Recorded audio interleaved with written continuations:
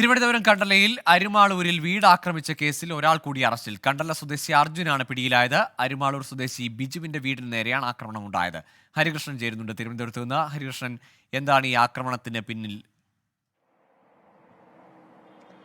Google, ഈ ശനിയാഴ്ച രാത്രിയാണ് ഇത്തരത്തിലൊരു സംഭവം ഉണ്ടാകുന്നത്. അതായത് ഈ കണ്ടൽ അരുമാളൂർ സ്വദേശിയായ ബിജുവിന്റെ നേരെ ഒരു ഗുണ്ടാ സംഘം ഇത്തരത്തിൽ ആക്രമണം നടത്തുകയായിരുന്നു. ഈ ബിജുവിനോടൊപ്പം ഉണ്ടായിരുന്ന രണ്ടുപേരെ കൂടി ഈ വീട് കയറി ആക്രമിച്ചു. പ്രജീഷ്, മനു എന്നിവർക്കാണ് ഈ ആക്രമണം നേരിട്ടത്. ഇവർ അന്നു തന്നെ ചികിത്സ തേടി ആശുപത്രിയിൽ പോവുകയും ചെയ്തു എന്നുള്ളതാണ്. ഈ ഗുണ്ടാ സംഘമാണ് എന്നുള്ളത് തന്നെയാണ് ഏറ്റവും പ്രധാനപ്പെട്ട കാര്യം. ഗുണ്ടാ ആക്രമണം തന്നെയാണ് എന്നുള്ളതാണ്.